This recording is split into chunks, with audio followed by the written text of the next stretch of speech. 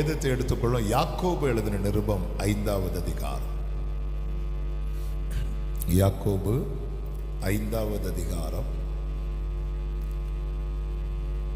17-18 வசனங்களை வாசிக்கலாம். எலியா என்பவன் நம்மை போல ஒன்று பண்ணலாமா? எல்லாரும் சேர்ந்து வாசிக்கலாமா? ஏன்னா நம்மை போலன்னு சொல்லியிருக்கு, அதனால நம்ம எல்லாருமே சேர்ந்தே வாசிக்கலாம். கொஞ்சம் பேஸ் கம்மி பண்ணிருக்கீங்களா? கொஞ்சம் பேஸ் கம்மி பண்ணி எல்லாம் சேர்ந்து வாசிக்கலாமா? எலியா என்பவன் நம்மை போல பாடுள்ள மனுஷனாயிருந்தும் மழை பெய்யாதபடிக்கு கருத்தாய் ஜெபம் பண்ணினான். அப்பொழுது 3 வருஷமும் 6 மாதமும் பூமியின் மேல் மழை பெய்யவில்லை. மறுபடியும் ஜெபம் பண்ணினான். அப்பொழுது வானம் மழையை பொழிந்தது, பூமி தன் பலனை தந்தது. கரங்களை உயர்த்தி ஹல்லேலூயா. இந்த பகல் வேளையில் இங்கு பேசும்படி ஆவியானவர் சிந்தையிலே கொண்டு வந்த வார்த்தை எலியாவின் ஜெபம். உள்ள வரும்போதே பாஸ்டரும் எலியாவை பற்றி தான் பேசிட்டே இருக்கிறாங்க. எலியாவை கர்த்தர் காகத்தை கொண்டு போஷித்தது. கர்த்தர் அதே செய்தியை அப்படி தொடர்ந்து பேச போறார். ஆமே, ஆட்கள் தான் மாறி மாறி நிற்போம், ஆவியானவர் ஒருவரே. கர்த்தர் நல்லவர். எலியா நம்மை போல பாடுள்ள மனுஷன். எலியா நம்மை போல பாடுள்ள மனுஷன். நாம எலியாவை போல ஜெபம் பண்றோமா? நான் அப்படி கேட்டுட்டே இருப்பேன். ஹல்லேலூயா. எலியா நம்மை போல பாடுள்ள மனிதன். நாமும் எலியாவை போல ஜெபிக்கிற மனிதன் அப்படி மாறணும். இப்ப நம்மை போல பாடுள்ள மனிதனால வானத்தை அடைக்கவும் முடிகிறது, வானத்தை திறக்கவும் முடிகிறது. க்ளோரி. ஒரு என்னை போல ஒரு மனுஷனால ஆண்டவராக இயேசு கிறிஸ்து வானத்தை திறக்கிறது, வானத்தை அடைக்கிறது வேற. அவர் தேவன். ஆனா என்னை போல ஒரு மனிதன் நினைச்சா வானத்தை அடைக்கிறார், நினைச்சா வானத்தை திறக்கிறார். ஆண்டவரே, இது எலியாவுக்கு மட்டுமா சாத்தியம்? இல்ல. கர்த்தர் தம்மோடு இருக்கிறவர்களை பார்த்து சொன்னார், பூமியிலே நீங்கள் கட்டப்படுகிறவைகள் எவைகளோ அவைகள் பரலோகத்திலே கட்டப்படும். பூமியிலே நீங்கள் கட்டவிழ்ப்பது எதுவோ அது பரலோகத்திலும் கட்டவிழ்க்கப்படும். பக்கத்துல பார்த்து சொல்லுங்க, நமக்கு சாத்தியம், நமக்கு சாத்தியம். ஆமேன் சொல்லுங்க பார்க்கலாம். இது பலத்தினால் அல்ல, இது பராக்கிரமத்தினால் அல்ல, என்னுடைய ஆவியினாலேயே ஆகும். ஆமே, ஆமே, ஆமே. வாக்கு தத்தங்கள் எல்லாம் ஆமே, ஆமே, ஆமே. இயேசு சொன்னதெல்லாம். எலியாவின் அறிமுகம் நமக்கு நன்றாய் தெரியும். 1 ராஜாக்கள் 17வது அதிகாரம் 1வது வசனத்திலே சொல்லப்பட்டிருக்கிறது. ஆகாபுக்கு முன்னாடி வந்து நிற்கிறார் எலியா. வந்து நின்று சொல்லுகிறார், என் வாக்கின்படியே அன்றி இந்த வருஷங்களிலே பனியும் மழையும் பெய்யாதிருக்கும் என்று இஸ்ரவேலின் தேவனாகிய கர்த்தருக்கு முன்பாக நிற்கிற நான் அவருடைய ஜீவனை கொண்டு சொல்லுகிறேன் என்கிறான். இந்த ஜெபிக்கிறவனுடைய அடையாளமே என்ன தெரியுமாங்க? அவன் கர்த்தருக்கு முன்பாக நிற்கிறவன். கர்த்தருக்கு முன்பாக. அதாவது எலியா தன்னை எப்படியெல்லாம் அறிமுகப்படுத்தி இருக்கலாம். நான் வரம் பெற்றவன், நான் இப்படி செய்தவன். இல்ல இல்ல, நான் கர்த்தருக்கு முன்னாடி நிற்கிறவன். கர்த்தருக்கு முன்பாய் நிற்பவன் என்பதின் அதனுடைய சரியான அர்த்தம் என்ன அப்படின்னா, கர்த்தருக்கு தன்னை மறைக்காதவன், கர்த்தரை தேட வைக்காதவன். ஏதேன் தோட்டத்திலேயே கர்த்தரை ஆதாம் தேட வைக்கிறான். ஆதாமே, நீ எங்க இருக்கிற? தோட்டத்துக்குள்ளதான் இருக்கிறான், ஆனா பார்வையில் இல்லை. சர்ச்சுக்குள்ளதான் இருப்போம், ஆனா கர்த்தர் தேடிட்டே இருப்பார் நம்மள. சில பிள்ளைங்களை பார்த்திருக்கீங்களா? கூட்டத்துல காணாம போவாங்க, உள்ளதான் இருப்பாங்க, ஆனா பெற்றோர் தேடிட்டே இருப்பாங்க. ஏதேனுக்குள்ளேயே எங்க ஒரு விசை காணாமல் போன ஆடை போல இருந்தோம், தேடி வந்தார். அதே அதிகாரத்துல தான் ஒரு பையன் பிரிந்து போறான். தகப்பன் தேடி போகல, நீ தான் தேடி வரணும். நான் ஆடா இருந்தேன், என்னை தேடி வந்தார், பார்த்தார், தொட்டார், தூக்குனார், தோல்ல வைத்தார். இதெல்லாம் என்னை பிள்ளையாக்குறதுக்காக செஞ்சது. பிள்ளையாக்கிட்டார். அதுக்கப்புறம் நான் பிரிந்து போனா தகப்பன் என்ன செய்வார்? கதவு ஜன்னலை ஓபன் பண்ணி வச்சு வெயிட் பண்ணிட்டு இருப்பார். நீ திரும்பி வரணும். நீ திரும்பி வர்றதுக்கு வாய்ப்பு இருக்கா? எஸ், தகப்பனுடைய அன்பு உன்னை சேர்க்கிறதுக்கு ரெடியா இருக்கு. அந்த இளையகுமாரன் குறைவுபட்ட போது தகப்பன் தேடி வரவில்லை. இளையகுமாரனுக்கு சாப்பாடு இல்லாத போதும் தகப்பன் தேடி வரவில்லை. ஆனா இளையகுமாரனுக்கு வேண்டிய எல்லாமே தகப்பன் வீட்டுல ரெடியா இருக்கு. தேவனுக்கு நாம் நம்மை மறைக்கிறவர்களாய் காணப்படவே கூடாது. வெள்ளிக்கிழமை மட்டும் என்னை காண்பித்து விட்டு, ஞாயிற்றுக்கிழமை மட்டும் என்னை காண்பித்து விட்டு, ஸ்பெஷல் மீட்டிங் வரும்போது மட்டும் என்னை காண்பித்து விட்டு போகிறதல்ல. கர்த்தருக்கு முன்பாய் நிற்பது என்னுடைய அடையாளமாய் இருந்தால் நான் ஆகாபுக்கு முன்னாடி கூட தைரியமா நிற்க முடியும். ஆகாபுனா யாரு? ஒரு ராஜா. எவ்வளவு பாதுகாப்புக்குள்ள இருப்பார். ஒரு ராஜாவுக்கு முன்னாடி போய் நின்றுட்டு, ஏன் நான் சொல்லாம மழை பெய்யாது அப்படி சொன்னா எவ்வளவு தைரியம் வேணும். விசுவாச நம்பிக்கை எல்லாம் ரெண்டாவது, இந்த தைரியம் இருக்குல்ல, என்ன தைரியம் இது. இப்போ நம்ம மினிஸ்டர் முன்னாடி நம்ம சிஎம் பிஎம் இருக்காங்கல்ல, அவங்க கிட்ட போய் இப்படி சொல்லிட்டு வர முடியுமா? நான் சொல்லாம இந்த ஊர்ல ஒண்ணுமே நடக்காது. திருப்பி விடுவாங்களா நம்மள? அதுதான் நம்முடைய கடைசி வாக்கா இருக்கும். ஆமா, அன்னைக்கு அப்படி எத்தனை பேர் சுத்தி கண்ணோட நிப்பாங்க. அன்னைக்கு கண்ணு கிடையாது, கத்தி வாளோட நிப்பாங்க. எலியா தலை போற மேட்டர் இது. எங்க இருந்துங்க இந்த தைரியம் வருது? இந்த தேவனுக்கு முன்பாய் நிற்கிற அனுபவம் நம்முடைய வாழ்க்கை ஆயிட்டு வைங்களா, இல்லாத தைரியம் உள்ள வந்துடும். சோதோமின் ராஜா கிட்ட ஆபிரகாமுக்கு நோ சொல்ற தைரியம் இருந்துச்சு. சோதோமின் ராஜா வாரார், நோ வேண்டாம், அப்படி நோ சொல்றதுக்கு தைரியம் வேணும். நமக்கு எவ்வளவு சொந்தங்கள்ட்ட நோ சொல்ல முடியாம தவிக்கிறோம்ல. அதனாலதான் கைகள் ஏசாவின் கைகளும் சத்தம் யாக்கோபின் சத்தமாய் வாழ்ந்துட்டு இருக்கிறோம். இங்க வரும்போது அவருடையவர்களா இருக்கிறோம் வெளி. ஏன்னா நிறைய பேர்கிட்ட நமக்கு நோ சொல்ல முடியல. நோ சொல்றதுக்கு தைரியம் வேணும்.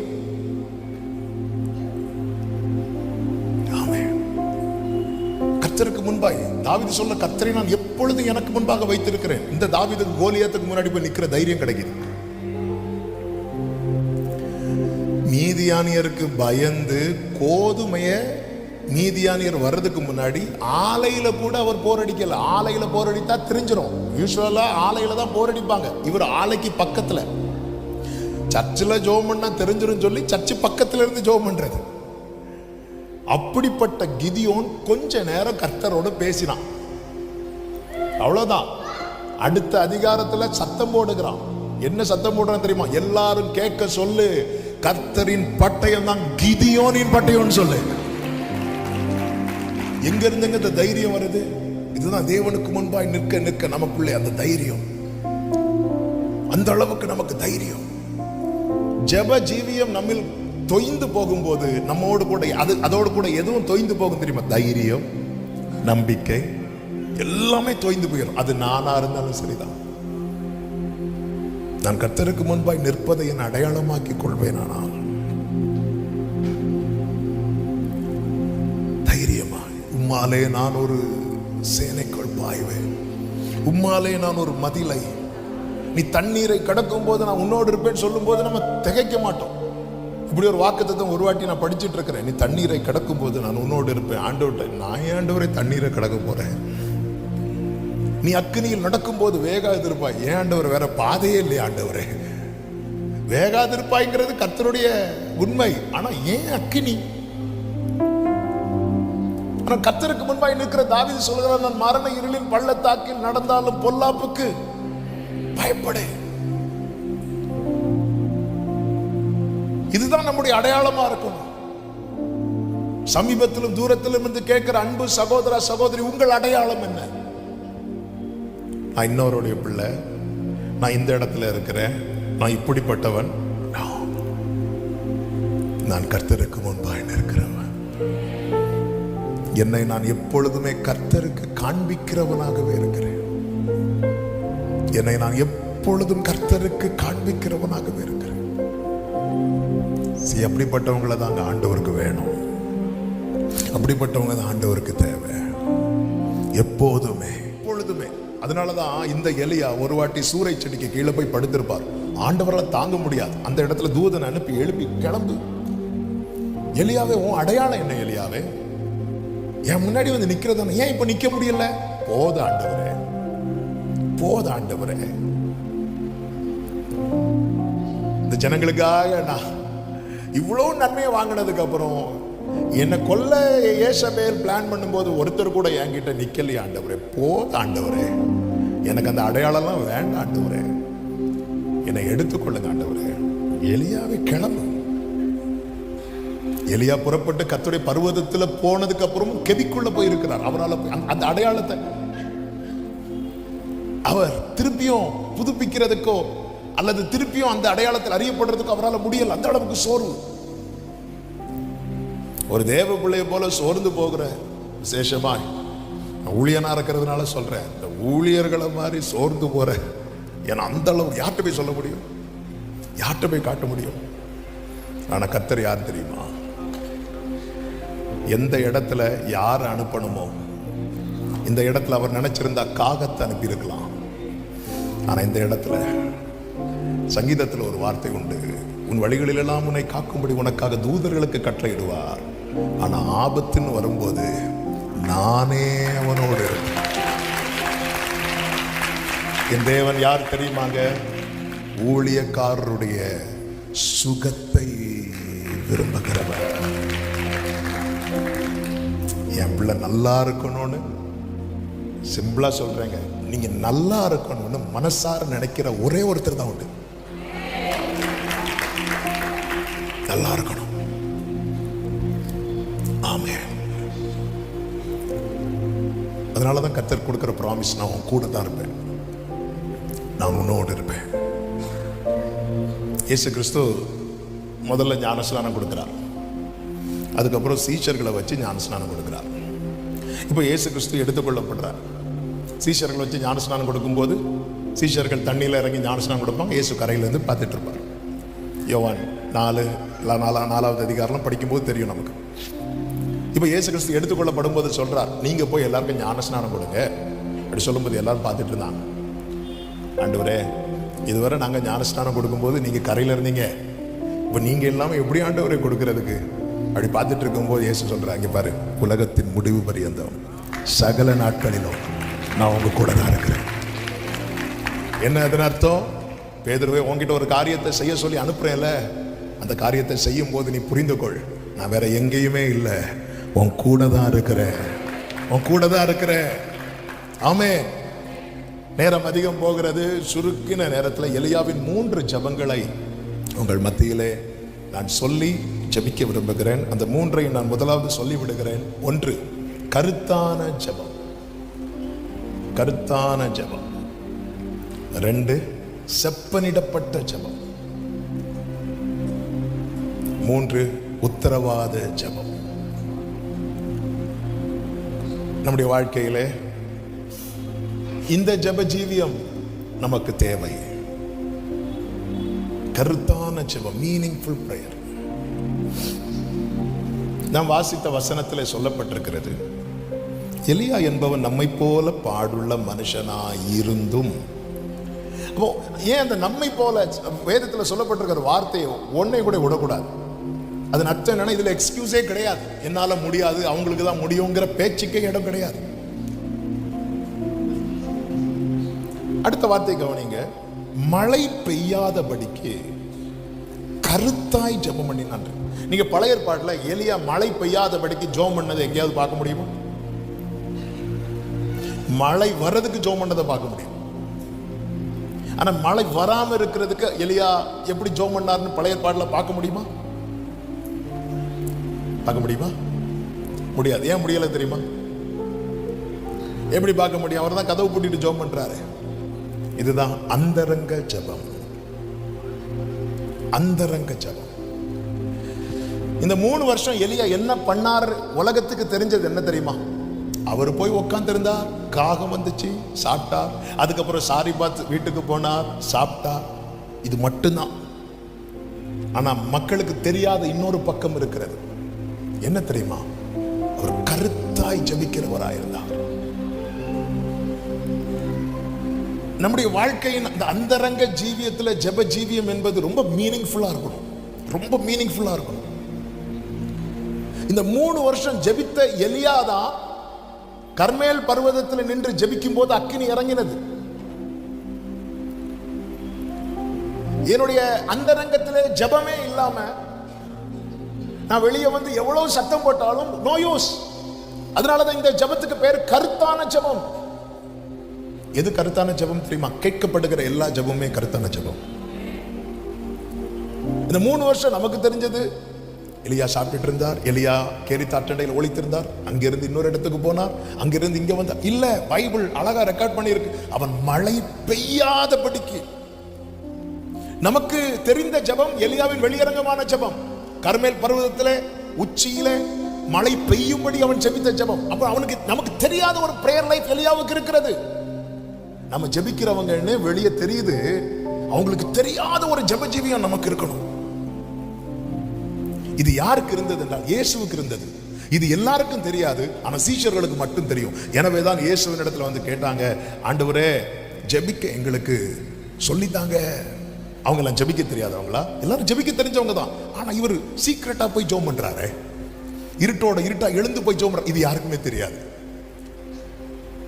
இரவெல்லாம் ஜெபம் பண்றாரு, இது யாருக்குமே தெரியாது. ஒரு மலையில பேதுரு, யோவான், யாக்கோபை கூட்டிட்டு போறார். அவங்க 3 பேரும் தூங்குறாங்க, இவர் இருந்து ஜெபம் பண்ணிட்டு இருக்கிறார். இதெல்லாம் பார்த்துட்டு தான் கேட்கிறாங்க, எங்களுக்கும் ஜெபிக்க சொல்லி கொடுங்க ஆண்டவரே. இவங்க பிரேயர் இவ்வளவுதான் அப்படின்னு தெரியுதுல்ல. மற்றவர்களுக்கு தெரியாத ஒரு ஜெப ஜீவியம் நமக்கு இருக்கணும். எனவேதான் இயேசு சொன்னார், நீயோ ஜெபம் பண்ணும்போது உன் வீட்டுக்குள் பிரவேசித்து உன் அறையை போட்டு, அப்பொழுது அந்தரங்கத்தில் இருக்கிற உன் பிதா வெளியரங்கமாய் உனக்கு பதிலளிப்பார். நல்ல கவனிங்க, மத்தேயு 6:6 இப்ப நான் சொல்லப்பட்ட வார்த்தை. நான் கதவை அடைக்கும் போது பிதா எங்க இருக்கிறாரா? அந்தரங்கத்தில் இருக்கிறார். அதன் அர்த்தம் என்னன்னா, நான் டோரை க்ளோஸ் பண்ணும்போது ஜெபிக்கணும்னு நான் கதவை அடைச்சிட்டேன்னா அந்த ரூமுக்குள்ள யார் இருக்கிறார்? பிதா இருக்கிறார். அதை நான் இப்படி சொல்ல விரும்புகிறேன், நான் கதவை அடைக்கிறது மேட்ரு கிடையாது, அவர் கூட இருக்கிறாராங்கிறத நான் கன்ஃபார்ம் பண்றது தான் மேட்ரு. நான் கதவை அடைச்சா கர்த்தர் என் கூட இருக்கணும். அப்படி இல்லைன்னா நம்ம கதவை அடைச்சா அடுத்த 10 நிமிஷத்துல கதவை திறந்து வெளியே வரும். நமக்கு என்ன ஓடாது தெரியுமா? ஜெபம் ஓடாது. இந்த எலியா கேரித்தாற்றண்டையில் ஒளித்திருந்தாலும் அந்த இடத்துல ஒரு வார்த்தை உண்டு, கர்த்தருடைய வார்த்தை அவனுக்கு உண்டானது. அதன் அர்த்தம் என்ன? அவன் மறைந்திருந்தாலும் அவன் யாரோடு இருக்கிறான் தெரியுமா? கர்த்தரோடு இருக்கிறான். இந்த கருத்தான ஜெபம் நான் எதை கன்ஃபார்ம் பண்ணணும் தெரியுமா? கர்த்தர் இருக்கிறாரா, கர்த்தர் உடன் இருக்கிறாரா, நான் அதை உறுதிப்படுத்தணும். நான் உறுதிப்படுத்தாம கதவு போட்டு என்ன யூஸ்? எலியா அதை தான் உறுதிப்படுத்துகிறான். அதற்காக எலியா செய்தது என்ன? பாகாலுக்கு முட்டு மடக்கல்ல, பாகாலை முத்தமிடவில்லை. அவன் தனித்து தான் நிற்கிறான். அவன் அவருடையவனாக தான் எல்லா இடத்திலும் அறியப்படுகிறான். நான் போய் ஜெபிக்க அமரும் போது எனக்கு தெரியும், நான் போய் உக்காந்துட்டேனா என் அப்பா என் பக்கத்தில் வந்து உட்காருவா. நான் கண்களை ஏறெடுத்தா கர்த்தர் என்னை நோக்கி பார்ப்பா. நான் கையை உயர்த்தினா கர்த்தர் என் கையை பிடிப்பா. நான் பானு கூப்பிட்டா என் பக்கத்துல துணையாய் வந்து நிற்பா. இந்த நிச்சயம் நமக்கு தேவை. இந்த நிச்சயம் இருந்ததுனாலதான் எலியா சொல்றார், என் வாக்கின்படியே அன்றி. எல்லாருக்கும் முன்னாடி விசுவாசத்தில் அறிக்கையிட்டவன் யாருக்கும் தெரியாமல் அந்தரங்கத்தில் போய் 3 வருஷம் பிரேயர் பண்றான். கருத்தான ஜெபம். நானும் இயேசு. பிரியமானவர்களே, இந்த அனுபவம் நமக்கு இருக்கா? நிறைய பேருக்கு பாருங்க, இந்த ஃபேமிலி பிரேயரோட பிரேயர் முடிஞ்சிடும். சிலருக்கு பாருங்க, சர்ச்சில் இந்த பிரேயர் நடக்கும் தெரியுமா, அதோட முடிஞ்சிடும். இதை தாண்டி நம் ஆராதிக்கிற தேவன் நாம் கூடும்போது வருகிறவர் அல்ல, நம் கூடவே வருகிறவர். இது பல நேரத்தில் நமக்கு புரிகிறது இல்லை. நான் என் வீட்டுக்குள்ள என்டர் ஆகும் போது நான் கதவை அடைக்கிறேன், பிரேயர் பண்றதுக்காக தனியா உட்காரும் போது கர்த்தர் என் கூட. யாக்கோபு எதுக்கப்புறம் அழ ஆரம்பித்தான் தெரியுமா? அவன் பிந்தி தனித்திருக்கும் போது கர்த்தர் அங்க வந்து இருப்பதை அவன் உறுதிப்படுத்தினதுக்கு அப்புறம் அவரோடு போராடினான் இருக்கு. அது வரைக்கும் உட்கார்ந்து தான் இருக்கிறான். அவன் பிந்தி தனித்து இருந்தான். அதிகாரம் 32 முதல்ல உட்கார்றான். போய் வந்ததுமே கத்தல்ல உட்கார்ந்து இருக்கிறான். ஆண்டவர் வந்து போராட ஆரம்பிக்கிறார். இப்போ அவனும் போராடுறான். என்னை ஆசீர்வதியோ. அதுக்கப்புறம் அழுறான். அதுக்கப்புறம் அவரை கெஞ்சுறான். இதெல்லாம் எதுக்கு அப்புறம் தெரியுமா? அவர் இருக்கிறார் என்பதை உறுதிப்படுத்தினதுக்கு அப்புறம். என்னைக்குமே நம்ம லைஃப் எப்படி இருக்கணும் தெரியுமா? நம்முடைய சீக்ரெட் பார்ட் இருக்குல்ல நம்ம லைஃப்ல, அதுக்குள்ள யாரையுமே விட மாட்டோம். ஆனா அதுக்குள்ள ஜீசஸ் இருக்கணும். அப்படி நம்ம லைஃப் மாறிட்டுனா நம்மளாலே வானத்தை அடைக்க முடியும், வானத்தை திறக்க முடியும்.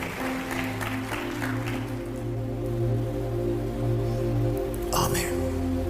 நம்முடைய பர்சனல்.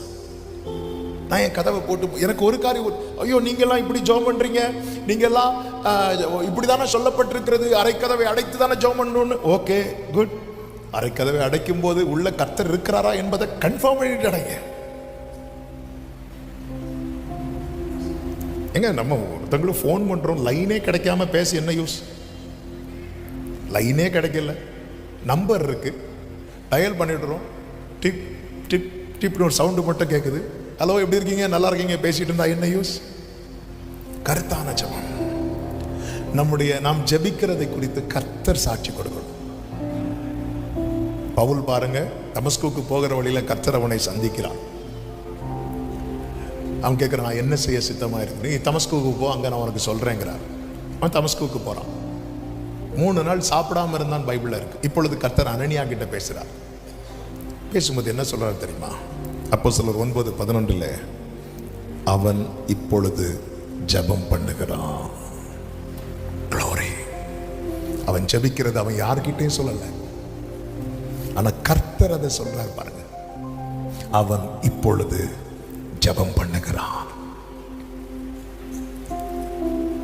எனவேதான் இந்த ராஜாக்கள் புஸ்தகத்துல எலியா சொல்லவே இல்லை, நான் 3 வருஷம் ரொம்ப கருத்தா ஜெபம் பண்ண சொல்லவே இல்லை. ஆனா கர்த்தர் அதை எழுதி வைத்தார். யாக்கோபை கொண்டு எழுதும் போது எழுதி வைத்தார். எல்லாரும் நினைச்சிட்டு இருக்கிறாங்க எலியா 3 வருஷம் கேரி தட்டடையில உட்கார்ந்து சாப்பிட்டு, சாரி பார்த்து விதவின் வீட்டுல சாப்பிட்டு, இது மட்டும்தான் இல்ல. இது தெரிந்தது. தெரியாதது என்ன தெரியுமா? அவன் கருத்தாய் ஜெபித்தான். கர்த்தர் ஏன் கேரி தாட்டண்டையிலிருந்து சாரி பார்த்து கொண்டு போனார்? இந்த சாரிபாத் ஊர் இருக்குல்ல, இதெல்லாம் இயேசுவேலுடைய ஊர், பக்கத்து ஊர். ஆண்டவர் இந்த கருத்தான ஜெபத்துல, இந்த அந்தரங்க ஜெபத்துல அவர் என்னெல்லாம் செய்ய வைத்தார் தெரியுமா? எல்லா அந்நிய வல்லமைகளையும் டம்மி ஆக்கிட்டார். தாவீது கோலியாத்தோட யுத்தம் பண்ணின மேட்டர் மட்டும்தான் நமக்கு தெரியும், ஊருக்கே தெரியும். ஆனா அந்தரங்கத்தில் அவன் சிங்கத்தோடும் கரடியோடும் யுத்தம் பண்ண வைத்தார். சில ஏரியாவுக்கு கர்த்தர் நம்மை கொண்டு போவார், நமக்கு புரியாது. ஆண்டவரே கேரி தாட்டண்டையில் போய் ஒளித்து கொண்டிரு. ஆண்டவரே இங்க ஒரு டீ கடை கூட கிடையாது. ஆண்டவரே இங்க என்ன இங்க கொண்டு வச்சிருக்கிறீங்க? கர்த்தர் தான் கொண்டு வந்தார் என்றால் போஷிக்கிறதுக்கு காகத்தை கர்த்தர் அனுப்புவார். நாம ஆரம்பத்தில் கேட்டோமே, காகம் வந்து அப்பம் தரோன்னு யாராவது எதிர்பார்ப்பாங்களா? காகம் வந்தாலே இருக்கிறத பின்னாடி எடுத்து வைப்போம். ஏன்னா அது நம்ம சின்ன வயசுல சொல்லி தந்த ஸ்டோரி என்ன? ஒரு பாட்டி வடை சுட்டுட்டு இருந்தாங்க. அப்போ ஒரு காகம் வந்துச்சு. 5 ரூபாய் கொடுத்து 2 வடை வாங்கிட்டு போச்சா? இல்ல, இருக்கிற வடைய இதுதான் நமக்கு ஊர் சொல்லி கொடுத்தது. ஆனா பைபிள் சொல்லி கொடுக்குது, பட்சிக்கிறவனிடத்துல இருந்து பட்சணத்தை நான் உனக்கு கொடுப்பேன். கேரி தாட்டண்டையில போய் எலியா நீங்க இருக்க காரணம் என்ன? இல்ல இங்கதான் காகம் வந்துச்சு. இல்ல இங்கதான் கர்த்தர் இருக்க சொன்னார். ஆண்டவர் இன்னைக்கும் காகத்தை கொண்டு போஷிக்கிறவர். எங்க அப்பா ஊழியத்துக்கு வந்த ஆரம்பத்தில், எங்க அப்பா தேவனை அறியாத குடும்பத்தில் பிறந்து வளர்ந்தவங்க. அந்த சீசன்ல அதே போல அநேகரை ஆண்டவர் வந்து பிரித்தெடுத்தார். இப்போ எங்கள் அப்பாவுக்கு பைபிள் காலேஜில் படித்த ஃப்ரெண்டு ஒருத்தங்க ஒரு சாட்சி சொன்னாங்க. அவரும் இதே போல் நல்ல குடும்பத்தில் பிறந்து வளர்ந்தவர், தேவனை ஏற்றுக்கொண்டதுனால வெளியேற்றப்பட்டார். அப்போ ஒரு நாள் காலையில் அவருக்கு ரொம்ப பசியில் வந்து ஒரு பேக்கரி பக்கம் நடந்து போகிறார். நடந்து போகும்போது அப்போ தான் சுட சுட பன்னு இருக்குல்ல, பன்னை வந்து பேக் பண்ணி நேராக கொண்டு வைக்கிறாங்க. அந்த சுட கொண்டு வைக்கும்போது நல்ல வாசனை இருக்கும். இவருக்கு பசி வேற, கையில் காசே கிடையாது. அந்த பேக்கரி கிட்ட போகும்போது அந்த வாசனை அவர் அப்படி நிற்க வைக்கிது. அவர் நின்று இப்படி வச்சுட்டு இருக்கு, அட்லீஸ்ட் அந்த ஸ்மெல்லையாவது அப்படியாவது நம்ம கொஞ்சம் வயரை நிறைக்கலாம். அப்படி இருக்கும்போது கொஞ்ச நேரம் அப்படி நின்று அப்படி இருக்கும்போது ஹோட்டல் ஓனர் பார்த்துட்டார். பார்த்துட்டு கண்ணா பின்னாடி திட்டார்.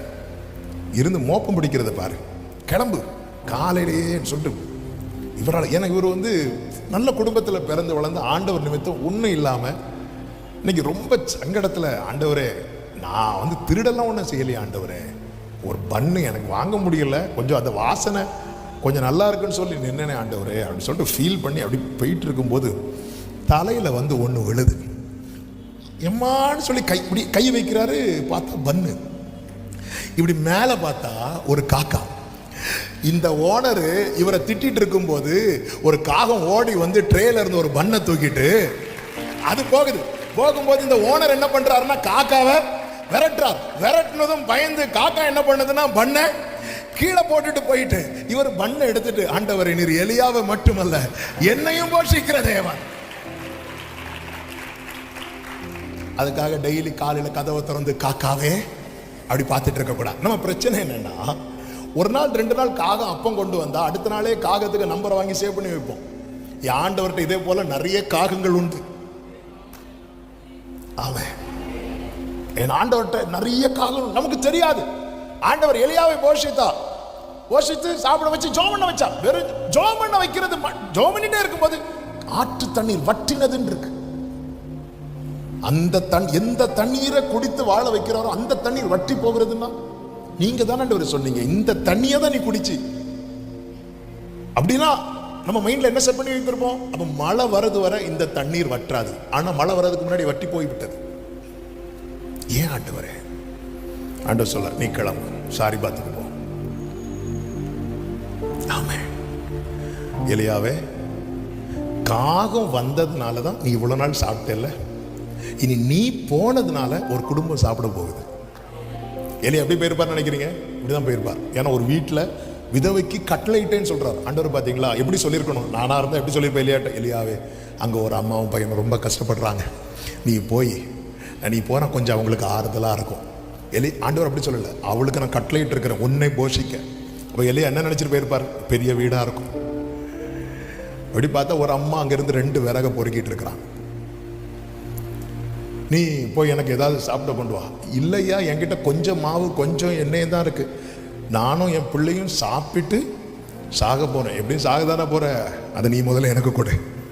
நமக்கு தெரியாது கர்த்தர் நம்மை நடத்துகிற விதங்கள். ஆமென்.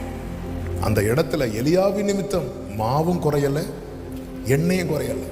ஆனா கேரி தாட்டண்டைகளை 3 நாளைக்கு சேர்த்து காகம் கொண்டு வந்து அப்பத்தை போடவில்லை. ஒரு வேளைக்கு தான் வரும், அடுத்த வேளைக்கு அது வந்தாதான் உண்டு. ஆனா சாரிபாத் வீட்டில் அப்படி கிடையாது. நாளைக்கும் தேவையான எண்ணெய் இருக்கு, பஞ்சகாலம் முழுவதுக்கும் தேவையானது. என் ஆண்டவர் எப்படி வேணாலும் நடத்துவார். உங்களுக்கு இந்த அடுத்த நேரத்துக்கு மட்டும்தான் உங்க கையில இப்போ இருக்கும், அடுத்த நாளுக்கு இருக்காது. ஆனா இப்படி உங்க வாழ்க்கையை திரும்பி பாருங்க. இப்படிதான் இத்தனை வருஷம் நடத்தினார், குறைவில்லாம நடத்தினாரே. வஸ்திரம் பழசாக விடலையே, செருப்பு பழசாக விடலையே. எங்க நடத்துறது ஆண்டவருக்கு ஒரு மேட்டரே கிடையாது, விஷயமே கிடையாது.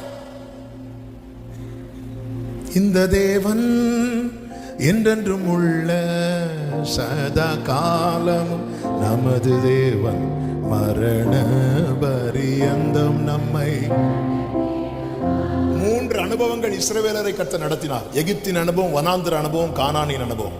எகிப்தின் அனுபவம் என்ன தெரியுமா? பிரயாசப்படுவாங்க, ஒண்ணும் கிடைக்காது. வனாந்திர அனுபவம் என்ன தெரியுமா? அன்னன்னைக்குள்ளது அன்னன்னைக்கு காலையில கிடைக்கும், சேர்த்து வச்சாலும் கெட்டு போயிருது. கானானின் அனுபவம் என்ன தெரியுமாங்க? தலைமுறைக்கு வேண்டியது இருக்கும். உங்களை எகிப்திலிருந்து வெளியே கொண்டு வந்துட்டாரா? இப்போ வனாந்திரத்தில் நடக்கிறீங்களா? கவலைப்படாதீங்க, நாளைக்கு காணா. ஆமென். கர்த்தர் எவ்வளவு நல்லவர். நீதிமானுடைய சந்ததி அப்பத்துக்கு அலைந்து திரிய கர்த்தர் விடமாட்டார். அப்போ தேவன் நம்மை மறைத்து வைக்கிற காலம் சாதாரணமாக தான் இருக்கும். சாப்பாடுக்கே வழி இல்லாத நிலைமை கூட இருக்கலாம். ஆனா அந்த நாட்களிலே தேவன் நம்மிடத்தில் எதிர்பார்க்கிற விஷயம் என்ன தெரியுமா? கருத்தான ஜெபம். எலியா சாப்பாடுக்காக கருத்தாய் ஜெபித்தான், பைபிள் இல்ல. மழை பெய்யாதபடிக்கு. அதன் அர்த்தம் என்ன? அவனுடைய தேவை அதிகம் இருந்தாலும் அவன் கர்த்தருடைய காரியத்துக்காக தான் அதிக நேரம் ஜெபிக்கிறதுக்கு அவன் டைம் ஸ்பெண்ட் பண்றான். ஆண்டவரை இந்த நேரம் என்ன போஷித்தீரப்பா, அடுத்த வேளைக்கு என்ன செய்யணும் தெரியல, ஒரு வேளை அந்த காகம் வரலன்னா ஆண்டவர் சொல்லுகிறார், எண்ணத்தை உண்போம் என்றும் எண்ணத்தை உடுப்போம் என்றும் நீங்கள் கவலைப்படாதிருங்கள். காகத்தை பாருங்கள், அவைகளுக்கு அவைகளின் பிதா அல்ல, உங்கள் பிதா, உன் அப்பா தான் அதையே போஷிக்கிறா. உனக்கு என்னது தேவை என்பதை அவர் அறிந்திருக்கிறார். உண்மையிலே அதாவது தேவை பெருசா இருக்கும் போது நம்ம எதுக்காக ஊக்கமா ஜெபம் பண்ணுவோம்? ஆண்டவரே எனக்கு எப்படியாவதுப்பா இந்த இடத்துல ஐயோ தண்ணீர் உடனே கண்ணை திறந்து பார்க்கும்போது தண்ணீர் இல்லை, அப்படி கிடையாது. கொஞ்சம் கொஞ்சமாய் வட்டி இருக்கும். கொஞ்சம் கொஞ்சமாய் வட்டி கொண்டு இருக்கும்போது சாரிபாத் வீட்டில் எண்ணெய் வற்ற ஆரம்பித்ததும் சாரிபாத் விதவை அடுத்து சாவுன்னு தீர்மானிச்சுட்டா. ஆனா எலியா அப்படி தீர்மானிக்கல. பாத்தீங்களா, எலியா அப்போ என்னதான் ஜெபம் பண்றாரு தெரியுமா? மழை பெய்யாதபடிக்கு. உண்மையில தண்ணீர் வற்றும் போது ஆண்டவரே ஆண்டவரே நான் சொன்னதெல்லாம் வாபஸ் வாங்கிறேன், ஆண்டவரே என் தீர்மானத்தெல்லாம் வாபஸ் வாங்கிறேன், ஆண்டவரே எப்படியாவது இந்த மழை பெய்யக்கூடாது, ஜனங்கள் உண்மை அறியட்டும் ஆண்டவரே. நம்முடைய வாழ்க்கையில சில நன்மைகள் நம்ம நிறைய சபையில நிறைய காரியத்துல நம்ம ஈடுபடுத்திக் கொள்ள நம்ம தீர்மானம் எடுத்து அர்ப்பணிப்போம். நம்ம லைஃப்ல சில குறைவுகள் வரும், உடனே நம்ம வெளியே வந்துடுவோமே. ஆமா, என்னங்க நீங்க அவ்வளவு இன்வால்வா நீங்க சர்ச்சில் பிரேயர் மினிஸ்ட்ரியில, சண்டே ஸ்கூல் மினிஸ்ட்ரியில, எவ்வளவு மினிஸ்ட்ரியில வாலண்டியரா வந்து எந்த எதிர்பார்ப்பு இல்லாம தேவனை மட்டும் முன்னிறுத்தி நிறைய காரியங்களை செய்ய முன் வந்தீங்க. இப்போ என்னாச்சு? இப்போ அந்த பிரச்சனை இந்த பிரச்சனை, எப்பெல்லாம் நான் இன்வால்வ் ஆகிறேனோ அப்பெல்லாம் ஃபேமிலியில ப்ராப்ளம், அந்த போராட்டம் இந்த போராட்டம், அதனால எதுக்கு பேசாம ஒதுங்கிடுறோமா?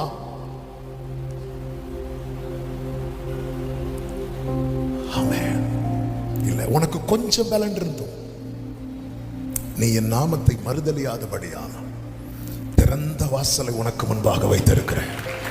ஆண்டவர் அதை தான் பார்க்கிறார்.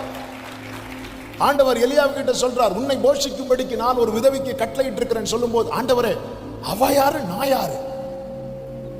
என்கிட்ட அவங்கள கொண்டு வந்து கொடுக்க சொல்லணும்.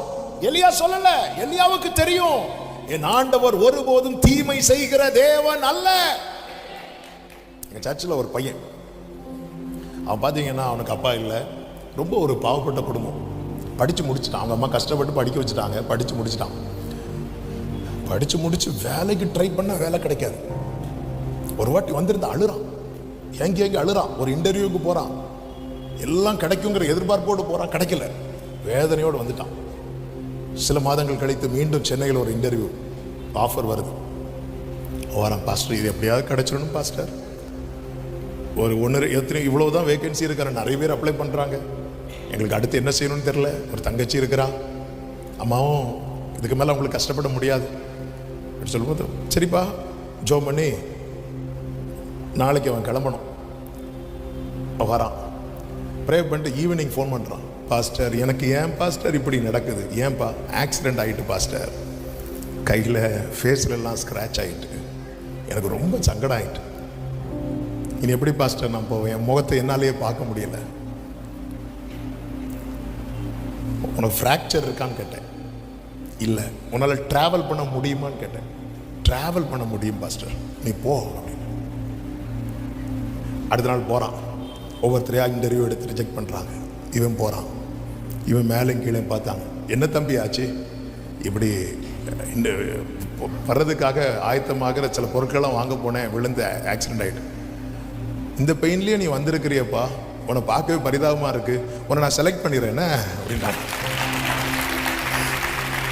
ஆமே, பத்தியா ஒழுங்கா போயிருந்தா கேட்குற கொஸ்டினுக்கு இவனுக்கு ஆன்சர் தெரிஞ்சிருக்கா. இவன் நிலவையை பார்த்து ஆண்டவரை பாருங்க, இம்மட்டுமா மிஞ்சி வராது, என் ஆண்டவர் ஒரு பலவீனத்தை அனுமதித்தா கூட அதுல எனக்கு நன்மை தான் இருக்கிறது. நல்ல கையை தட்டி ஹல்லேலூயா, ஹல்லேலூயா. அன்றியும் அவருடைய தீர்மானத்தின்படி அழைக்கப்பட்டவர்களாய் தேவனிடத்தில் அன்பு கூறுகிறவர்களுக்கு போட்டு மேல ஒரு குத்து இருக்குல்ல, அது கூட நன்மைக்கு தான் நடக்கிறது. தண்ணீர் மற்றினாலும், ஒருவேளை காகம் அப்பம் கொண்டு வர தாமதித்தாலும், உங்களை கர்த்தர் எதற்காக ஏற்படுத்தினாரோ அந்த காரியத்துல உறுதியா இருங்க, உறுதியா இருங்க. அக்கினி 7 மடங்கு அதிகமானாலும் உறுதியை விட்டுறாதீங்க. ஹல்லேலூயா. நாம் ஆராதிக்கிற தேவன் நமக்கு ஒன்று நடக்கும்போது வேடிக்கை பார்க்கிறவர் அல்ல. ஷாத்ராக், மேஷாக், ஆபேத்நேகோ என்பவர்களை கயிறுகளால் கட்டுகிறார்கள். கட்டி அங்க இருந்த பெரிய பலசாலிகள் சிலர் வந்து அவர்களை தூக்கி கொண்டு போட்டார்கள். இதை யார் பார்த்துட்டு இருக்கிறான்னா, நேபுகாத்நேச்சர் பார்த்துட்டு இருக்கிறார். நேபுகாத்நேச்சர் யாருக்கு ராஜா தெரியுமா? இந்த பலசாலிகளுக்கு. இந்த 3 பேருக்கு யார் ராஜா தெரியுமா? சிங்காசனத்தில் வீற்றிருக்கிறவர். இங்க என்ன நடந்தது? அக்கினிக்கு முன்னாக 2 கூட்டத்தார், பலசாலிகள், ஆராதிக்கிறவர்கள். அந்த பலசாலிகளை அந்த அக்கினியின் தாக்கம் வந்து தாக்கின போது நேபுகாத்நேச்சரால் அவர்களை காப்பாற்ற முடியவில்லை. ஆனால் இந்த 3 பேரை அக்கினியில போட்ட போது அங்கே அவர்கள் ஆராதிக்கிற தேவன் அவர்கள் நடுவிலே வந்து நிற்கிறார். வெளியே இருந்து பார்க்கிற நேபுகாத்நேச்சர் சொல்றான், 4வது ஒரு ஆள் நிற்கிறார்னு. உள்ளே இருந்து கூப்பிட்டு கேட்கலாமா, அவர் 4வதா நிற்கிறவர் யாருன்னு? அவங்க சொல்லுவாங்க, 4வது இல்லை, அவர் தான் எங்களுக்கு ஃபர்ஸ்ட். அதன் அர்த்தம் என்ன? அவர் 4வது ஆளா வந்திருந்தா பாதியாவது கரிஞ்சிருக்கணும். ஆமென். இவர்களுடைய முடி கூட என்ன ஆகலையா? கருகல. அவங்க ட்ரெஸ்ஸை ஸ்மெல் பண்ணி பார்க்கறாங்க, அக்கினியின் வாசனையே அங்க இல்ல. என்ன அர்த்தம்? கர்த்தர் உங்களை சில உபத்திரவத்தின் பாதையில் நடத்துகிறார் என்றால் நீங்க கால் வைக்கிறதுக்கு முன்னாடியே அங்க ஒருத்தர் நிற்கிறதை நீங்கள் காண்கிறீர்கள், நீங்கள் காண்பீர்கள். ஆமென் சொல்லுங்க பார்க்கலாம். நம்முடைய ஜெபம் தேவன் நம்ம ஏற்படுத்தி இருக்கிறார். ஆமென். உன்னுடைய தீர்மானத்தை எல்லாம் மாற்றாத. வாழ்க்கையில சில போராட்டங்கள், சில சூழ்நிலைகள் வரும்போது தீர்மானத்தை எல்லாம் மாற்றாத. ஆமென். நீ எதற்காக பிடிக்கப்பட்டாய் என்பதை அறிந்து கொள். உனக்குள்ளே தேவன் கொடுத்த, அதனாலதான் கேட்ட, அந்த ஆதி அன்பு எங்க? ஆதி அன்புல கிரியை செய்யணும். அன்புல கிரியை செய்கிற விசுவாசமே உதவும். கர்த்தர் உங்களை இணைத்த சபையில எந்த அளவுக்கு நீங்க இன்வால்வ்டா இருக்கிறீங்க, எந்த அளவுக்கு நீங்க உங்களை விட்டு கொடுக்கிறீங்க. அது நான் இப்படி விட்டு கொடுத்த எங்க வீட்டு ஆற்று தண்ணீர் வற்றுது. ஆமென். ஹல்லேலூயா, ஹல்லேலூயா. எலியாவை பார்த்தீங்களா? ஆற்று தண்ணீர் வற்றினதை குறித்து உடனே பிரேயரை மாத்தல. ஆண்டவரே, என்ன இதுக்கு தான் ஜெபம் வச்சிட்டு இருக்கிறீங்க? நான் எதற்காக பிடிக்கப்பட்டேனோ? கருத்தான ஜெபம். கர்த்தர் சாட்சி கொடுப்பாருங்க. கர்த்தர் சாட்சி கொடுப்பார். டைம் வரும். நீங்க எத்தனை வருடப்பட்ட தெரியாது. தாவீது, நான் சிங்கத்தை கூட கரடி கூட எல்லாம் சொல்லும் போது யாருமே வகைய வைக்கல. தாவீது சிங்கத்தை கூட கரடி கூட ஃபைட் பண்ண சொன்னது தன் பெருமைக்கல்ல.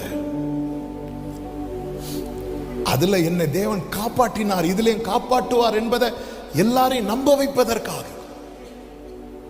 ஆனா மூத்த சகோதரன் கூட, ஏய் நீ திமிர் பிடிச்சவன்.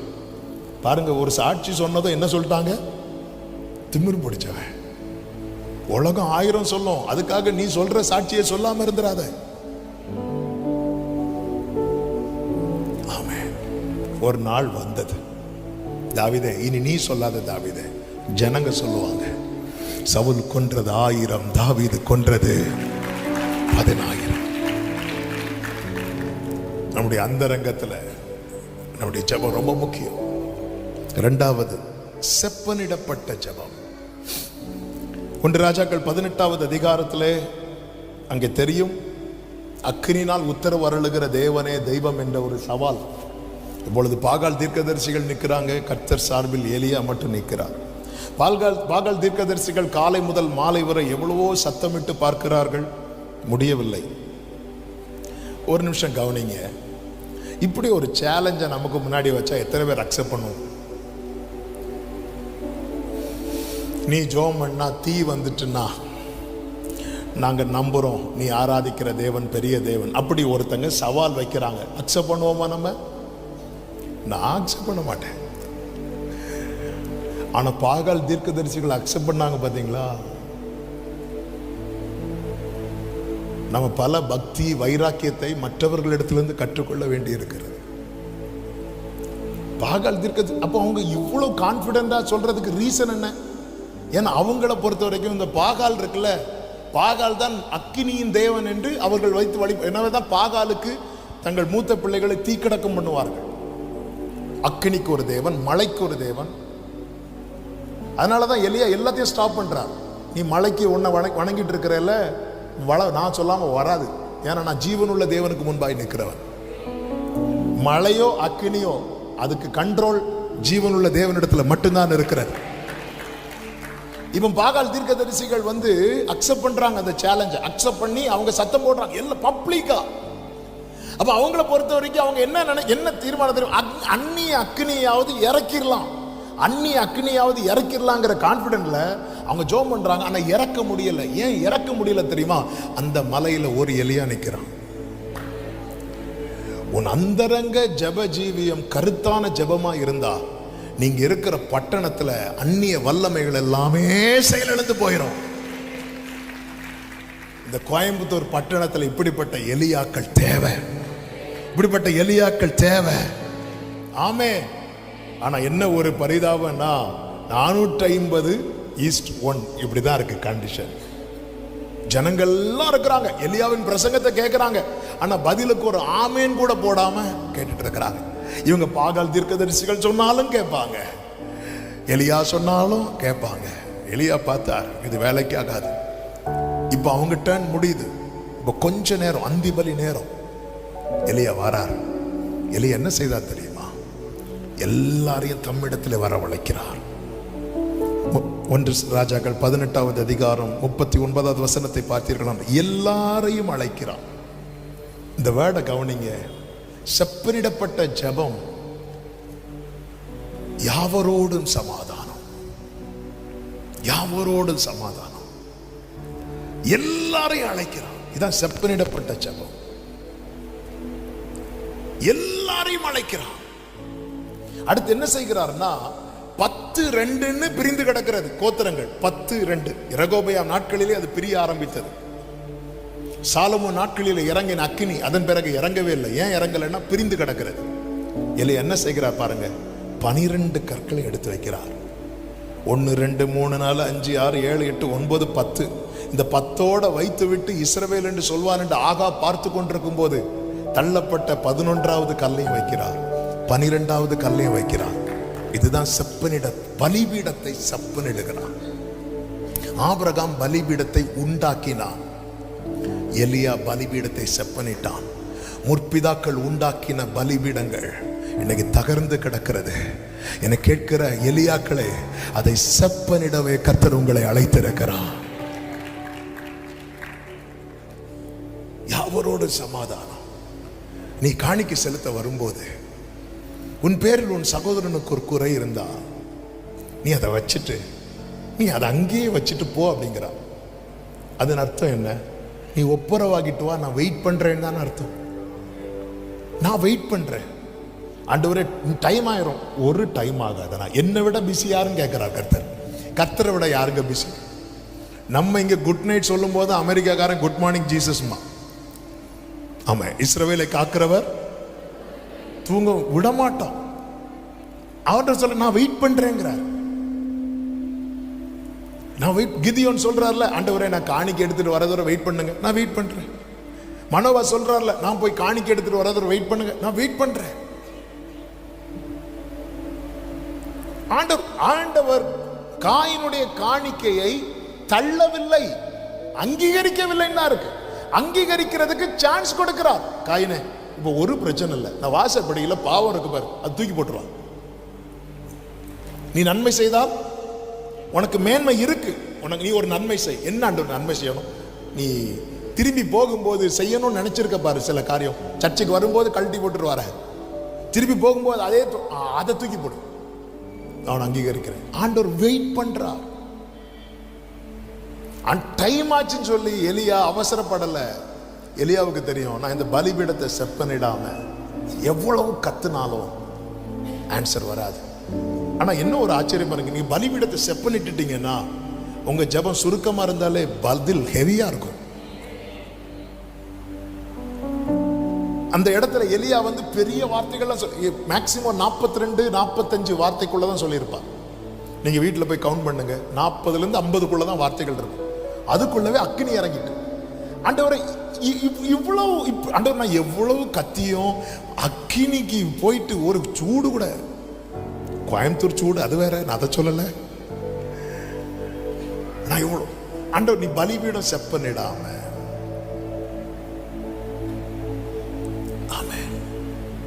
இந்த லைன் கிளியரா இல்லைன்னா நம்ம ரொம்ப சத்தம் போட வேண்டியிருக்கும். பதில் ஹலோ கேக்குதாமோ, கேட்கலன்னா ஹலோ ஹலோ அப்படியெல்லாம் கேட்காது. ஆனாலும் நம்ம என்ன பண்ணுவோம் தெரியுமா, ஹலோ கேக்குதா, ஹலோ இன்னும் சத்தமா போட்டா டைரக்டாவே கேட்டுருக்கும்.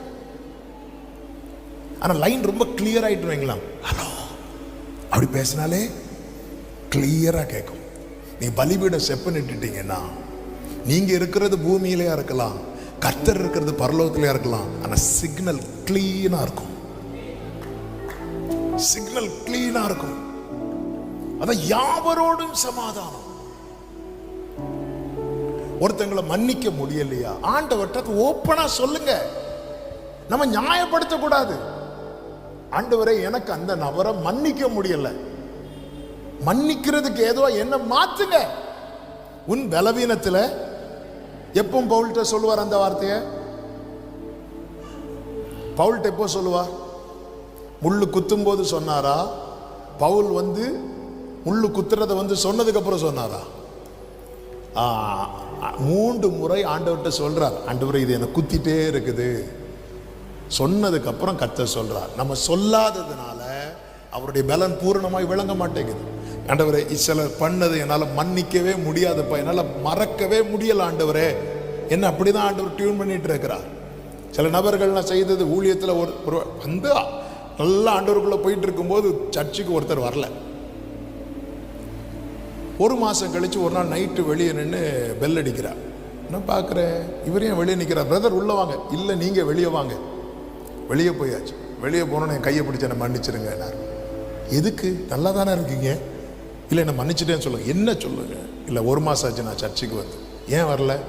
இல்லை அது உங்களை பற்றி ஒருத்தங்க சர்ச்சில் உள்ள ஒருத்தங்க இப்படி சொல்லிட்டாங்க, அதுக்கப்புறம் எனக்கு வர பிடிக்கல, வரல. அப்புறம் இப்போ ஏன் மன்னிப்பு கேட்குறீங்க? எனக்கு 1 வாரமாக தூக்கம் வரல. அதுக்கு நான் எங்கள் வீட்டில் போய் சொன்னேன். எங்கள் வீட்டில் சொன்னாங்க, ஓடி போய் மன்னிப்பு கேள், அப்போ தான் உனக்கு தூக்கம் வரும், என்னை மன்னிச்சிருங்க, நான் உங்களை தப்பாக நினச்சிட்டேன். ஒரு பக்கம் எனக்கு சந்தோஷம், ஆண்டவர் எப்படியெல்லாம் கிரியை செய்கிறார். ஆனால் இன்னொரு பக்கம், அந்த சொன்ன நபர் யார் பிரதர்? இல்லை அது உங்களுக்கு வேண்டாம் பிரதர். இல்லை இருந்தாலும் சொன்னது யாருன்னா நம்ம பாஸ்டர் நம்மளாட்டையா வித்தர். ஏன்னா நான் அவரையும் மன்னிக்கணும்ல. உடனே சொல்லிட்டார், இந்த நபர் சொல்லிட்டார், இப்போ நான் அவரை மன்னிச்சிட்டேன், இவர் சந்தோஷமா போயிட்டாரு, நான் உம்மனு வீட்டுக்கு போறேன். வீட்டுக்கு போனா எப்படி என்னை பத்தி சொல்லலாம்? ஆமென். அதுக்கப்புறம் விட்டுட்டேன். எப்போ இது ரியாக்ட் பண்ணுவேன்னா, அவரை எப்போல்லாம் பார்ப்பேனோ என் ஃபேஸ் மாறும். அது வரைக்கும் 4 பேர்ட்ட சிரிச்சு பேசிட்டு இருப்பேன். அந்த நபரை பார்த்ததும் ஃபேஸ், அவர் அங்கே வாராருன்னா இந்த இடத்துல நான் இருக்க மாட்டேன், போயிடுவேன். ஒரு ஊழியர் கூட்டம் நடக்குது, ஊழியர் கூட்டத்துக்கு போகிறேன், பின்னாடி உட்காந்துருக்கிறேன். அப்போ நல்லா வர்ஷிப் பண்ணிகிட்டு இருக்கிறாங்க. வர்ஷிப் பண்ணிகிட்டு இருக்கும்போது நான் போய் நல்லா பாட்டு பாடுறேன், என்னால் கனெக்ட் ஆகவே முடியல. அப்போ நமக்கு ஒழுங்காக ஜெபம் பண்ண முடியலன்னா முதல்ல நடத்துகிற ஆள் மேலே தான் குத்தத்தை வைப்போம். நடத்துகிற ஆள் சரியில்லையோ இல்லையே, எல்லாரும் தானே வர்ஷிப் பண்ணிகிட்டு இருக்கிறாங்க. அப்போ அந்த சேரில் அப்படி உட்காந்து, ஆண்டவர் என்னால் ஏன் ஆண்டவரை கனெக்ட் ஆக முடியல அப்படி கேட்கும்போது, ஆண்டவர் அந்த நபர் அப்படியே கொண்டு வராங்க பாருங்க.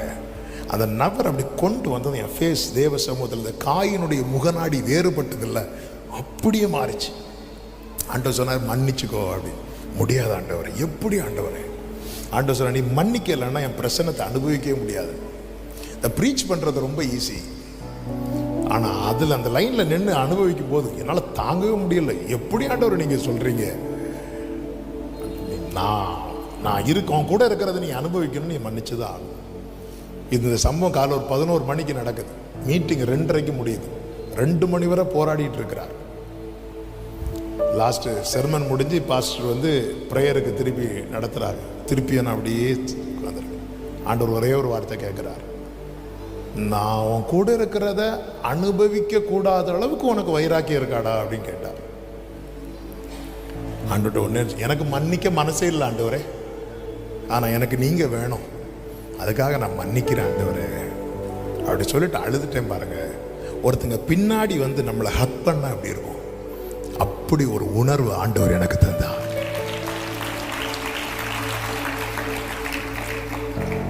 நம்ம பலிபீடத்தை செப்பனிட்டுட்டோன்னு வைங்கள, நம்ம பிள்ளைகளுக்காகலாம் ரொம்ப அழுது ஜெபம் பண்றோமே, பலிபீடம் செப்பனிடாம இந்த கண்ணு ஆக்சுவலாக இதெல்லாம் நம்மளால டைஜஸ்ட் பண்ணவே முடியாதுல்ல. நான் இத்தனை வருஷம் அடித்த கண்ணீருக்கு பிரயோஜனம் இல்லைன்னு சொல்லும்போது ஐயோ தாங்க முடியாது. என்ன இந்த மைக்கு ரிப்பேர் ஆச்சுன்னா வேற மைக்கு அல்லது இந்த மைக்கை ரெடி பண்ணிடலாம். ஆனால் நம்ம லைஃப் இல்லைன்னா இல்லை, ஒன்றுமே இல்லை. நம்முடைய ஜெபம் எல்லாம் அர்த்தம் ஆயிட்டுன்னு வைங்களேன், செப்பனிடப்பட்ட ஜெபம் ஆயிட்டுன்னா அங்கே செப்பனிடப்பட்ட ஜெபத்தினுடைய விளைவு என்ன தெரியுமாங்க? அந்த பட்டணத்தின் ஜனங்கள் எல்லாருமே கர்த்தரே தேவன் சொல்ல ஆரம்பிச்சுட்டாங்க. யாக்கோப ஒரு விசை கூட தொட அவன் ஒப்பு கொடுத்தான் பாருங்க, ஏசா மாறிட்டான். நமக்கு சிலது முடியாதுங்க, இந்த மாம்சம் பலவீனம் உள்ளது. இயேசுவே சொல்லிட்டார்ல, அவருக்கு தெரியும். ஆனா அதை ஒத்துக்கணும். நம்ம முடியல ஆண்டவரே, இவங்கெல்லாம் பண்ணதெல்லாம் முடியல ஆண்டவரே. ஆமே, கொஞ்சம் ஏன்னா ஸ்டேஜில் நின்று ப்ரீச் பண்றது இல்ல, கொஞ்சம் ஏதாவது ஒரு வார்த்தைகள் வந்து நம்மளை காயப்படுத்தினாலே சிந்தைகள் மாறிடும். இப்ப எவ்வளவு நம்ம ஆண்டவர்கிட்ட சில நேரத்தில் அப்படி போராட வேண்டி இருக்கும். சில நேரத்தில் மேடையில் நிற்கும் போது அந்த அந்த ஒரு நபரை நம்ம பார்த்துட்டோன்னு வைங்களேன், அப்படியே மாம்சம் ஆவி அங்க போராடிட்டு இருக்கும். அப்போ ஆண்டவர் எவ்வளவு விடுதலையா ஊழியம் செய்ய வேண்டிய இடத்துல இப்படி ஒரு போராடுற நிலைமைக்கு கொண்டு வந்துட்டாங்களே ஆண்டவர் அப்படி சொல்லிட்டு அந்த நபர் மேல இருக்கிற கோபத்தை எல்லாம் நம்ம என்ன பண்ணுவோம் அப்படின்னா ஆண்டவர்கிட்ட காட்ட வேண்டி இருக்கும். ஆண்டவர் அமைதியா இருந்து செப்பன் எடுப்பா. அதான் எலியா எல்லாரையும் கூட்டான்.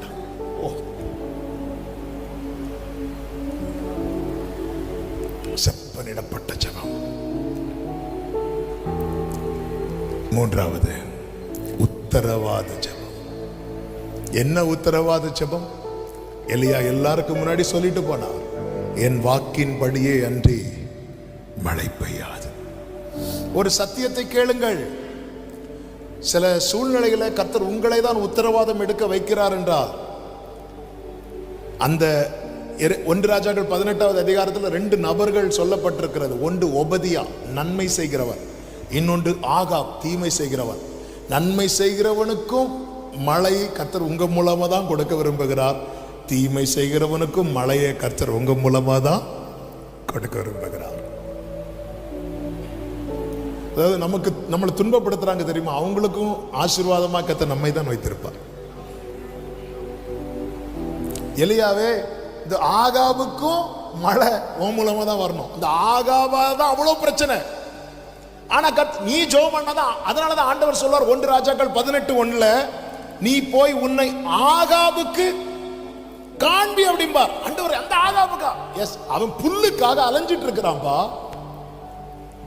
ராஜாவா இருந்தாலும் தேவ பிள்ளைய ஒருத்தன் கஷ்டப்படுத்தினதும் ராஜாவை புல்லுக்காக அலைய விட்டார். பாத்தீங்களா ஆண்டவர்? உன்னை தொடுகிறவன் என் கண்மணியை தொடுகிறான். புல்லு எங்கேயாவது அகப்படுமா பாருன்னு சொல்லி ஒபதியாவை ஒரு பக்கத்துல இவன் இன்னொரு பக்கத்துல அலைஞ்சிட்டு இருக்கிறான். கர்த்தர் சொல்றார், எலியாவை நீ போய் உன்னை காண்பி அப்படின்னு. அலைகிறான் பாரு. எலியாவை அலைய விட்டாரா? இல்ல, காகத்தை தான் தேடி வர வைத்தா இருக்கிற இடத்துல. ஆனா ஆகாபு அலைய விட்டார். பாத்தீங்களா? ஆமே, நீங்க அவருக்கு முன்பாய் நிற்கிறவர்களானா உங்களுக்கு ரதம் இல்லாமல் இருக்கலாம், குதிரை இல்லாமல் இருக்கலாம், ஆனால் அலைந்து திரிய கர்த்தர் விடவே மாட்டார். ஆண்டவர் ஆகாபுக்கா அவன் மோசமான ஆண்டவர், வேண்டாம் ஆண்டவர், மழையை வேண்டாம் ஆண்டவர் அப்படி சொல்லல. ஆண்டவருடைய சில அவர் பண்ண சில பிளான் எல்லாம் பாத்தீங்கன்னா என்ன ஆண்டவர் இது? ஆமென், க்ளோரி. ஆகாபுக்கும் மழை ஓ மூலமா தான் வரும். ஆண்டவரே, இந்த ஆகாபு இவ்வளவு பண்ணதுக்கு நீங்க அவனை அடிச்சிருக்கணுமா? உன் கையில நான் அவனுக்கான நன்மையை கொடுத்திருக்கிறேன். எலியாவே, எலியா உத்தரவாதம் எடுத்து போகிறான். ரதத்தில் இருந்த ஆகாவுக்கு கேட்காத இரைச்சல் எலியாவின் காதுகள்ல கேட்குது. அவன் உச்சியில ஏறுகிறான். தன் முழங்கால் தன் முட்டில படுமட்டும் தாழ்த்துகிறான். ஒரு விசை தாழ்த்தி ஜெபித்து வேலைக்காரன் சொல்றேன், ஏதாவது தெரியுதா பாரு. ஒண்ணுமே தெரியல. ஒண்ணுமே தெரியாதது எழும்பி வர வேண்டியது தானே? இல்ல, உத்தரவாதம் உள்ள ஜெபம் என்ன தெரியுமா? அடையாளம் காண்பிக்கும் வரைக்கும் அந்த ஜெபத்தை விடவே மாட்டான். அடையாளம் என்பது என்ன? ஒரு கையளவு மேகம். கேட்க வைக்கிறார், காண வைக்கிறார், சுதந்திரிக்க வைக்கிறார். உத்தரவாதம் உள்ள ஜெபம் உங்க குடும்பத்துக்காக, உங்க சபைக்காக. சபையை குறித்து ஆண்டவர் சில நேரத்தில் சில காரியங்களை உணர்த்துவாருங்க. எதுக்கு தெரியுமா? ஜெபிக்கிறதுக்கு. ஜெபிக்கிறதுக்கு. என்னைக்குமே புரிந்து கொள்ளுங்கள், இந்த கல்லின் மேல் என் சபையை கட்டுவேன், பாதாள வாசல்கள், பாதாள வாசல் இருக்கா, வாசல்கள் இருக்கா, அதன் அர்த்தம் என்ன? எப்பக்கத்திலும் நெருக்கத்தை கொடுக்க பிசாசானவன் முயற்சிப்பான், எப்பக்கத்திலும். ஆனா இது அஸ்திபாரமாகிய கிறிஸ்துவின் மேல் கட்டப்பட்டதுனால அது மேற்கொள்ளாது. உனக்கு விரோதமாய் உருவாக்கப்படும், அப்போ ஆயுதங்கள் உருவாக்கப்படும், ஆனா வாய்க்காது. இதுக்கு அதனாலதான் எலியாவை பார்த்தீங்களா, செப்பனிடும் போது பலிபீடம் அவன் மட்டும்தான் நிக்கிறான். ஆனா செப்பனிடும் போது எல்லாரும் வாங்கன்னு சொன்னதும் எல்லாரும் வந்துட்டாங்க. எல்லாரும் என்னிடத்தில் வாங்க என்னதும் அதெல்லாம் வர முடியாது, நிக்கல. எல்லாரும் வந்துட்டாங்க. எல்லாரும் வந்துட்டாங்க. வந்ததுக்கு அப்புறம் எலியா கல்லெல்லாம் எடுத்து வைக்கிறான். எல்லாத்தையும் ஒன்றை கூட ரிஜெக்ட் பண்ணல. இதான் செப்பனிடப்பட்டவன். நம்முடைய இருதயம் செப்பனிடப்பட்டதா இருக்கும். உத்தரவாதம் எடுப்போம். நமக்கு நன்மை செய்கிறவர்களுக்காக மட்டுமல்ல, நமக்கு தீமை செய்கிறவர்களுக்காக நம்ம உத்தரவாதம் எடுத்து ஜெபிப்போம். உத்தரவாதம் எடுப்போம். யோசேப்பு உத்தரவாதம் எடுத்தான் அல்லவா? ராஜா கிட்ட பேசி, இவங்க தான் என்ன குழியில தூக்கி போட்டாங்க, இவங்களை அப்படியே செய்வோம்னு சொன்னாரா? இல்ல, இவர்கள் என்னுடைய சகோதரர், இவர்கள் கோஷே நாட்டில் குடியிருக்கட்டுமா? உத்தரவாதம் எடுக்கிறா. எலியாவும் நம்மை போல பாடுள்ள மனுஷன். நாமும் எலியாவை போல கருத்தான ஜெபம், செப்பனிடப்பட்ட ஜெபம், உத்தரவாதம் உள்ள ஜெபம் எடுப்போம். ஹல்லேலூயா.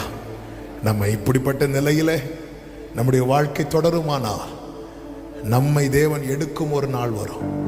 அன்று அதுவரை நாம் போர்த்திருந்த சால்வை எடுப்பதற்கான எலிசாக்களை கர்த்தர் இந்த பூமியிலே கொண்டு வந்து நிற்க வைப்பார். நம்முடைய ஓட்டம் பாதியிலே முடியவர் விட மாட்டார். இந்த காலை வேளையிலே பரிசுத்த ஆவியானவர், ஆமென், இந்த சபைக்கு மட்டுமல்ல, ஆன்லைன் மூலமா இதை அங்கங்க இருந்து கேட்கிற ஒவ்வொருவருக்கும் இந்த வார்த்தையை பேசும்படி சிந்தையிலே கொண்டு வந்தார். நம்முடைய ஜெப ஜீவியத்திலே இந்த மாற்றம் உண்டாகட்டும். கர்த்தர் நம்மை ஆசீர்வதிப்பாராக. எல்லாரும் எழுந்து நிற்கலாமா? ஹல்லேலூயா, ஹல்லேலூயா, ஹல்லேலூயா. உடைத்தீ உருவாக்கினீர், சிற்றித்தீ சீர்படுத்தினீர், புடமிட்டு புதிதாக்கினீர், பிரித்தீர், பிரியாதிருந்தீர். எனக்கு யாருண்டு கலங்கின நேரத்தில் கரம். ஆமென். ஒரு விஷயம், எல்லாரும் ரெண்டு கரங்களை வானத்துக்கு நேராக உயர்த்தி ஆண்டவர்கிட்ட கேளுங்க. ஆண்டவரே, என் பிரேயர் லைஃப் உங்களுக்கு பிடிக்குதாப்பா? என்னுடைய பிரேயர் லைஃப் உங்களுக்கு பிடிச்ச மாதிரி இருக்கா ஆண்டவரே? என் ஜெபம் கருத்தான ஜெபமா இருக்குதாப்பா? செப்பனிடப்பட்ட ஜெபமா இருக்குதா ஆண்டவரே? Thank you Jesus. ஆண்டவரே, என்னை மாற்றுங்க. என் பிரேயர் லைஃப்ல ஒரு மாற்றம் வேணும். செப்பனிடப்பட்ட கேளுங்க ஆண்டவர்கிட்ட. ஆண்டவர்கிட்ட கேளுங்க. அவர் உருவாக்குகிறவர் அல்லவா? அவர் உருவாக்குகிறவர் அல்லவா? அவர் உங்களை உருவாக்குகிறவர். குயவன் கையில் களிமண்ணை போல நீங்க என் கையில் இருக்கிறீங்க. நான் நம்புகிறேன், நான் விசுவாசிக்கிறேன். ஆமென். உண்மையாய் ஒப்பு கொடுக்கிற உங்கள் ஜெபங்கள் எல்லாம் கருத்தான ஜெபமாய் மாறப்போகிறது. உங்கள் ஜெபத்துக்கெல்லாம் பதில் வரப்போகிறது. உங்க ஜெபத்தினாலே வானங்கள் திறக்கப்பட போகிறது. கர்த்தர் அப்படியே செய்வாராக. நல்ல கரங்களை தட்டி தேவனுக்கு மகிமை.